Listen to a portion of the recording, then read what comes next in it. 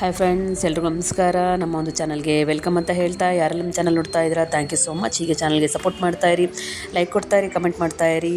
ಇವತ್ತಿನ ಅಂದರೆ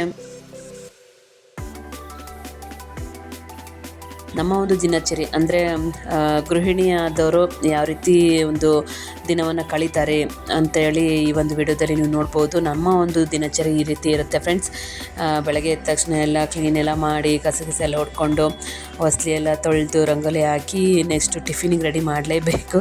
ಚಹಾ ಎಲ್ಲ ಕುಡಿದು ಟಿಫಿನಿಗೆ ರೆಡಿ ಮಾಡಲೇಬೇಕು. ಚಿತ್ರಾನ್ನ ಮಾಡಿದ್ದೆ ಫ್ರೆಂಡ್ಸ್, ಮಸಾಲೆ ಎಲ್ಲ ಹಾಕಿ ಶೇಂಗಾ ಎಲ್ಲ ಹಾಕಿ ಚಿತ್ರಾನ್ನ ಮಾಡಿದ್ದೆ ಮಕ್ಕಳಿಗೆ ಟಿಫಿನಿಗೆ ಮತ್ತು ನಮಗೆಲ್ಲ ತಿನ್ನೋಕ್ಕೆ. ಎಲ್ಲ ಬಾಕ್ಸಿಗೆಲ್ಲ ಆಮೇಲೆ ತಿಂದರು, ಬಾಕ್ಸಿಗೆಲ್ಲ ಕಟ್ಟಿಟ್ಟೆ ಮಕ್ಕಳನ್ನೆಲ್ಲ ರೆಡಿ ಮಾಡಿ ಕಳಿಸಿದೆ ಫ್ರೆಂಡ್ಸ್. ನಮ್ಮನೆಯವ್ರು ಬಿಟ್ಟು ಬರ್ತಾರೆ ಸ್ಕೂಲಿಗೆ. ನಮ್ಮನೆಯವರು ಸಹ ರೆಡಿಯಾಗಿ ನಿಂತಿದ್ರು, ಆವಾಗಲೇ ಅವರು ಸಹ ಹೊರಟರು.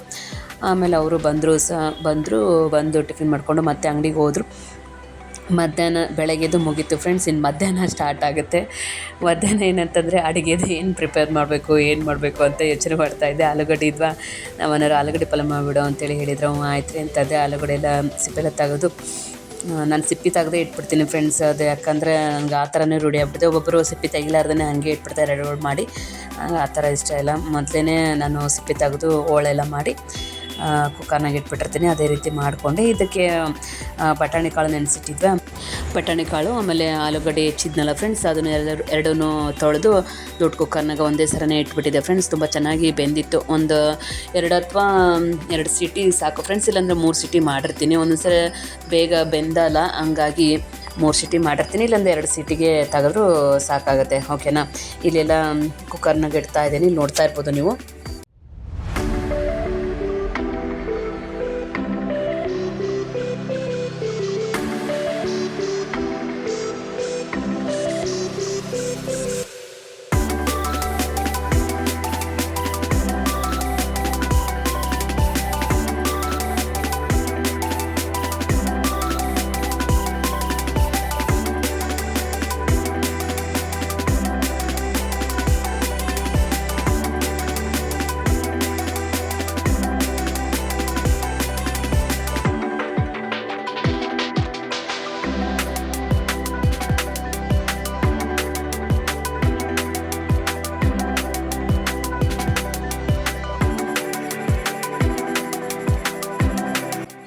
ಆಲೂಗಡ್ಡೆ ಮತ್ತು ಕಾಳು ಬೇಯಿಸೋಕ್ಕೆ ಇಟ್ಟೆ ಫ್ರೆಂಡ್ಸ್ ಕುಕ್ಕರ್ನಲ್ಲಿ.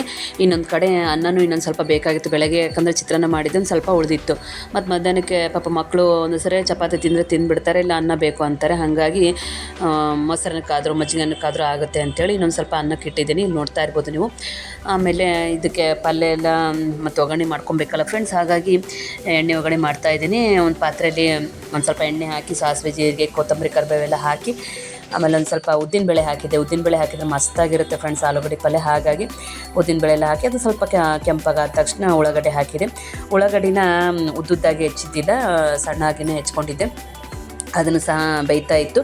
ಆಮೇಲೆ ಇದು ಫ್ರೆಶರ್ ಹೋಗಿತ್ತು ಆಲೂಗಡ್ಡಿದು ಮತ್ತು ಕಾಳು ಇಟ್ಟಿದ್ನಲ್ಲ ಬಟಾಣಿ ಕಾಳು, ಅದ್ರ ಫ್ರೆಶರ್ ಹೋಗಿತ್ತು. ಅದೆಲ್ಲ ನೀರೆಲ್ಲ ಬಸ್ಕೊತಾ ಇದ್ದೀನಿ. ಇಲ್ಲಿ ನೋಡ್ತಾ ಇರ್ಬೋದು ನೀವು.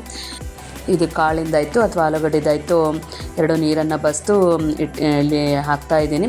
ಮೊದಲು ಕಾಳನ್ನು ನೀರು ತೆಗೆದು ಅದನ್ನು ಹಾಕ್ತಾಯಿದ್ದೀನಿ. ಅದು ಸ್ವಲ್ಪ ಕಲಿಸ್ಕೊಂಬಿಟ್ಟು ಒಂದು ಸ್ವಲ್ಪ ಉಪ್ಪು, ಖಾರ, ನಿಮ್ಮ ಖಾರ ನೋಡಿಕೊಂಡು ಹಾಕ್ಕೊಳ್ಳಿ ಫ್ರೆಂಡ್ಸ್. ಮಕ್ಳು ಖಾರ ಆದರೆ ತಿನ್ನೋಂಗಿಲ್ಲ. ಈಗೆಲ್ಲ ಒಂದು ಸ್ವಲ್ಪ ಖಾರ ಮಸಾಲೆ ಎಲ್ಲ ಒಂದು ಸ್ವಲ್ಪ ಕಡಿಮೆ ಆಗಿದೆ. ಮೊದಲೆಲ್ಲ ಫುಲ್ಲು ಜಾಸ್ತಿ ಖಾರ ತಿಂತಾಯಿದ್ವಿ ಫ್ರೆಂಡ್ಸ್. ಮಕ್ಕಳಿಗೋಸ್ಕರ ಪಾಪ ಮಕ್ಕಳು ತಿನ್ನಬೇಕಲ್ವ, ಮನೆಯಲ್ಲಿ ದೊಡ್ಡವರು ಇರ್ತಾರೆ, ಸಣ್ಣ ಮಕ್ಕಳು ಇರ್ತಾರೆ, ಅವ್ರದ್ದು ನೋಡ್ಕೊಬೇಕಲ್ಲ ಫ್ರೆಂಡ್ಸ್. ಹಾಗಾಗಿ ಅವ್ರಿಗೆ ತಕ್ಕಂಗೆ ಮಾಡಿರ್ತೀವಿ. ಒಂದು ಸ್ವಲ್ಪ ಉಪ್ಪು, ಖಾರ, ಮಸಾಲೆ ಪುಡಿ, ಅರಿಶಿನ ಪುಡಿ ಅದನ್ನೆಲ್ಲ ಹಾಕಿ ಕಲಿಸಿ ಆಮೇಲೆ ಆಲೂಗಡ್ಡೆದು ನೀರೆಲ್ಲ ತೆಗೆದು ಅದನ್ನು ಸಹ ಹಾಕಿ ಕಲಿಸ್ಬಿಟ್ರೆ ಆಲೂಗಡ್ಡೆ ಪಲ್ಯ ರೆಡಿ ಆಗುತ್ತೆ ಫ್ರೆಂಡ್ಸ್.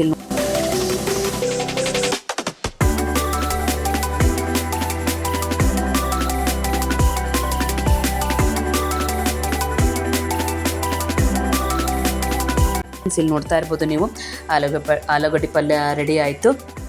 ಈ ರೀತಿ ಮೆತ್ತಗೆ ಬೇಕಂದರೆ ಈ ಥರ ಆಗುತ್ತೆ ಫ್ರೆಂಡ್ಸ್. ಬೇಡ ಒಂದು ಸ್ವಲ್ಪ ನಮಗೆ ಗಟ್ಟಿಯಾಗಿರಲಿ ಅಂತಂದರೆ 1 ಅಥವಾ 2 ಸೀಟಿಗೆ ತೆಗೆದ್ರೆ ಸಾಕಾಗುತ್ತೆ, ಓಕೆನಾ. ಯಾಕಂದರೆ ಬಟಾಣಿ ಕಾಳು ಇಟ್ಟಿದ್ನಲ್ಲ, ಅದನ್ನು ಸಹ ಬೇಗ ಬೇಯಬೇಕು ಅಂತ ಅನ್ನೋ ಸಲುವಾಗಿ 3 ಸೀಟಿ ಮಾಡಿ ತೆಗೆದಿದ್ದೆ ಫ್ರೆಂಡ್ಸ್. ಈಗ ಚಪಾತಿ ಹಿಟ್ಟು ಕಲಿಸಿಟ್ಟಿದ್ದನ್ನ ಚಪಾತಿನೂ ಇಲ್ಲಿ ಮಾಡ್ತಾಯಿದ್ದೀನಿ, ನೋಡ್ತಾ ಇರ್ಬೋದು. ಅದಕ್ಕೆ ಸಾಟಿ ಹಚ್ಚಿ ಲಟ್ಸಿದ್ರೆ ತುಂಬ ಚೆನ್ನಾಗಿ ಬರುತ್ತೆ, ಮೆತ್ತಗೂ ಇರುತ್ತೆ ಫ್ರೆಂಡ್ಸ್, ಓಕೆನಾ. ಯಾರೆಲ್ಲ ಸಾಟಿ ಹಚ್ತೀರಾ ಅಂದರೆ, ಸಾಟಿ ಅಂದ್ರೇನು ಉಳ್ಳಿ ಥರ ಮಾಡಿಕೊಂಡು ಅದಕ್ಕೊಂದು ಸ್ವಲ್ಪ ಎಣ್ಣೆ ಹಚ್ಚಿ ಅದಕ್ಕೆ ಗೋಧಿ ಹಿಟ್ಟು ಹಾಕೋರು ಗೋಧಿ ಹಿಟ್ಟು ಹಾಕ್ತಾರೆ, ಜೋಳದ ಹಿಟ್ಟು ಹಾಕೋರು ಜೋಳದ ಹಿಟ್ಟು ಹಾಕ್ತಾರೆ, ಅಥವಾ ಅಕ್ಕಿ ಹಿಟ್ಟು ಹಾಕೋರು ಅಕ್ಕಿ ಹಿಟ್ಟನ್ನು ಹಾಕ್ತಾರೆ ಫ್ರೆಂಡ್ಸ್. ಇಲ್ಲಿ ನೋಡ್ತಾ ಇರ್ಬೋದು ನೀವು, ಈ ಥರ ರೌಂಡಾಗಿ ಮಾಡಿಕೊಂಡು ಒಂದು ಸ್ವಲ್ಪ ಎಣ್ಣೆ ಹಚ್ತಾರೆ, ಓಕೆನಾ. ಎಣ್ಣೆ ಹಚ್ಚಿ ಅದಕ್ಕೆ ಹಿಟ್ಟನ್ನು ಹಾಕ್ತಾರೆ ಫ್ರೆಂಡ್ಸ್. ತುಂಬ ರುಚಿನೂ ಇರುತ್ತೆ, ಆಮೇಲೆ ಮೆತ್ತಗೂ ಬರುತ್ತೆ, ತುಂಬ ಚೆನ್ನಾಗಿ ಬರುತ್ತೆ ಚಪಾತಿನೂ, ಓಕೆನಾ. ನೀವೇನು ಸಾಟಿಗೆ ಹಚ್ತೀರಾ? ನೀವು ಈ ಒಂದು ವಿಡಿಯೋ ನೋಡ್ತಾ ಇದ್ದರೆ ನೀವು ಸಾಟಿಗೆ ಏನು ಹಚ್ತೀರಾ ಕಮೆಂಟ್ ಮಾಡಿ, ಓಕೆನಾ ಫ್ರೆಂಡ್ಸ್.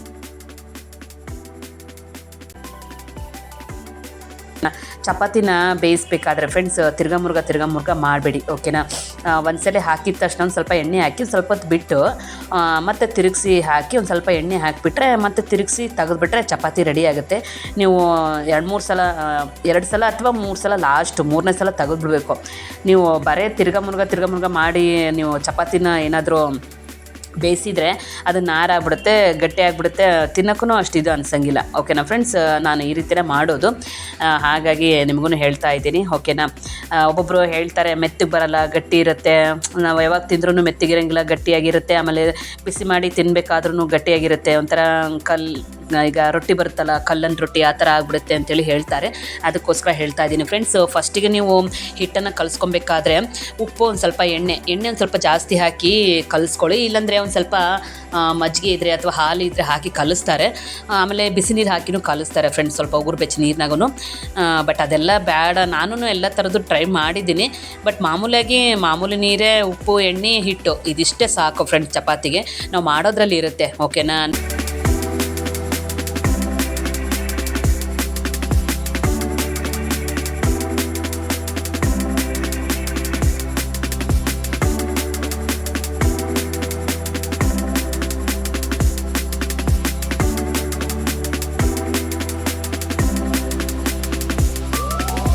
ಎಲ್ಲ ಪಾತ್ರೆಯಲ್ಲಿ ಫ್ರೆಂಡ್ಸ್ ನಮ್ಮ ಚಪಾತಿ ಎಲ್ಲ ಆಯಿತು. ನಮ್ಮ ಮನೆಯವರು ಬಂದ್ರೆ ಆಮೇಲೆ ನಮ್ಮ ಮನೆಯವ್ರನ್ನ ಸಹ ಊಟಕ್ಕೆ ಬಡಿಸ್ಕೊಟ್ಟೆ, ಅವ್ರನ್ನ ಸಹ ಊಟ ಮಾಡಿ ಹೋದ್ರು. ಸ್ವಲ್ಪ ಪಾತ್ರೆ ಎಲ್ಲ ತೊಳ್ಕೊತಾ ಇದ್ದೀನಿ, ನೋಡ್ತಾ ಇರ್ಬೋದು ನೀವು. ಗೃಹಿಣಿ ಅಂತ ಅಂದರೆ ಇರುತ್ತಲ್ಲ ಫ್ರೆಂಡ್ಸ್, ಟೈಮ್ ಟು ಟೈಮ್ ಎಲ್ಲ ರೆಡಿ ಮಾಡಿಟ್ರೆ ಪಾಪ ಮನೆಯವರಿಗಾಯಿತು, ಮಕ್ಕಳಿಗಾಯ್ತು, ದೊಡ್ಡವರಿಗಾಯ್ತು ಕರೆಕ್ಟ್ ಟೈಮು ಊಟಕ್ಕೆ ಟಿಫಿನಿಗೆ ಕರೆಕ್ಟ್ ಟೈಮ್ ಮಾಡಿದರೆ ಅವ್ರ ಆರೋಗ್ಯನೂ ಚೆನ್ನಾಗಿರುತ್ತೆ, ನಮ್ಮ ಆರೋಗ್ಯನೂ ಚೆನ್ನಾಗಿರುತ್ತೆ ಅಲ್ವಾ ಫ್ರೆಂಡ್ಸ್. ಹಾಗಾಗಿ ಯಾವುದೇ ಟೆನ್ಷನ್ ಇರೋಂಗಿಲ್ಲ ಅದಕ್ಕೋಸ್ಕರ. ಆಮೇಲೆ ಒಂದು ಸ್ವಲ್ಪ ಸಾಯಂಕಾಲ ಏನಾದರೂ ಸ್ನ್ಯಾಕ್ಸ್ ತಿನ್ನೋಣ ಅಂತೇಳಿ ಅನಿಸ್ತು ಫ್ರೆಂಡ್ಸ್. ಮಕ್ಕಳನ್ನು ಏನಾದರೂ ಸ್ನ್ಯಾಕ್ಸ್ ಮಾಡಿಕೊಡು ಅಂತಂದ್ರೆ ಸ್ವಲ್ಪ ಆಲೂಗಡ್ಡೆ ಪಲ್ಯ ಉಳಿದಿತ್ತು, ಆಲೂಗಡ್ಡೆ ಪಲ್ಯ ಮಾಡಿದ್ನಲ್ಲ ಅದು ಉಳಿದಿತ್ತು. ಯಾಕೆ ಇದು ಮಾಡಬೇಕು, ಒಂದು ಸ್ವಲ್ಪ ಬೋಂಡ ಥರ ಮಾಡಿದ್ರಾಯ್ತು ಅಂಥೇಳಿ ಅದಕ್ಕೆ ಒಂದು ಸ್ವಲ್ಪ ಅಕ್ಕಿಟ್ಟು, ಉಪ್ಪು, ಖಾರ, ಆಮೇಲೆ ಒಂಚೂರು ಸೋಡಾ ಪುಡಿ ಹಾಕಿ ಕಲಿಸಿ ಬಾಲ್ ಥರ ಅಂದರೆ ಸಣ್ಣ ಸಣ್ಣ ಉಂಡೆಗಳಂತೆ ಮಾಡಿ ಕರೆದೆ ಫ್ರೆಂಡ್ಸು. ಎಣ್ಣೆಯಲ್ಲಿ ಫ್ರೈ ಮಾಡಿದೆ, ಸಖತ್ತಾಗಿತ್ತು, ಭಾರಿ ರುಚಿಯಾಗಿತ್ತು. ಮಕ್ಕಳು ಸಹ ತುಂಬ ರುಚಿ ಆಯ್ತಮ್ಮ ಅಂತೇಳಿ ಹೇಳಿದರು, ತುಂಬ ಇಷ್ಟಪಟ್ಟು ತಿಂದರು. ನೀವು ಸಹ ಈ ಥರ ಏನಾದರೂ ಆಲೂಗಡ್ಡೆ ಪಲ್ಯ ಅಥವಾ ಏನಾದರೂ ಐಟಮ್ಸ್ಗಳು ಅಥವಾ ಯಾವುದೇ ಒಂದು ಪಲ್ಯ, ಈ ಥರದ್ದು ಪಲ್ಯಗಳು ಏನಾದರೂ ಉಳಿದ್ರೆ, ಈಗ ಈ ಥರ ಹಿಂಗೇನಾದರೂ ಆಲೂಗಡ್ಡೆ ಪಲ್ಯ ಉಳಿದ್ರೆ ಈ ಥರ ಐಟಮ್ಸ್ಗಳನ್ನು ಹಾಕಿ ಬೋಂಡ ಥರ ಮಾಡ್ಕೊಳ್ಳಿ ಫ್ರೆಂಡ್ಸ್, ತುಂಬ ರುಚಿಯಾಗಿರುತ್ತೆ, ಓಕೆನಾ. ಸ್ನ್ಯಾಕ್ಸೂ ಆಗುತ್ತೆ, ಈ ಕಡೆ ಪಲ್ಯನೂ ವೇಸ್ಟ್ ಆಗೋಲ್ಲ, ಬಿಸಾಕುವಂಥ ಒಂದು ಸಂದರ್ಭನೂ ಬರೋಲ್ಲ ಫ್ರೆಂಡ್ಸ್, ಓಕೆನಾ.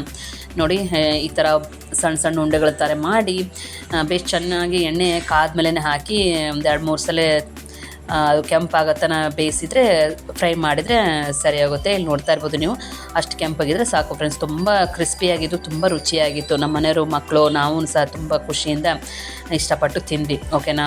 ಈ ರೀತಿ ಮಾಡ್ಕೊಳ್ಳಿ, ಓಕೆನಾ.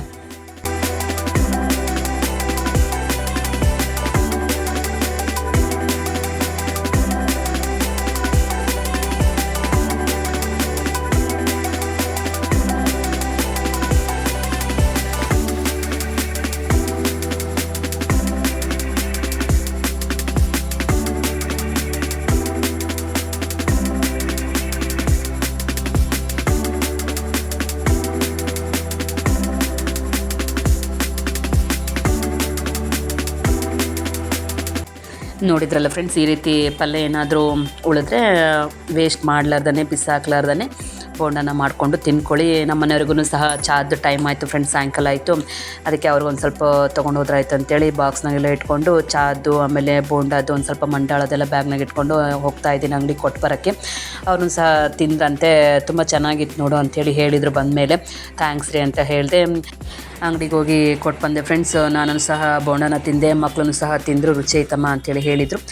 ಚಹಾ ಎಲ್ಲ ಕುಡಿದು ಅವತ್ತಿನ ಒಂದು ವ್ಲಾಗ್ ವಿಡಿಯೋ ಮುಗೀತು ಫ್ರೆಂಡ್ಸ್. ತುಂಬ ಚೆನ್ನಾಗಿತ್ತು ಆ ಒಂದು ದಿನವೂ ಸಹ. ಹೀಗೆ ನಮ್ಮ ಒಂದು ವ್ಲಾಗ್ ವಿಡಿಯೋ ನಿಮಗೆಲ್ಲ ಇಷ್ಟ ಆಗಿದೆ ಅಂತ ಅನ್ಕೊತೀನಿ. ಇಷ್ಟ ಆಗಿದ್ರೆ ಲೈಕ್ ಮಾಡಿ, ಶೇರ್ ಮಾಡಿ, ಕಮೆಂಟ್ ಮಾಡಿ.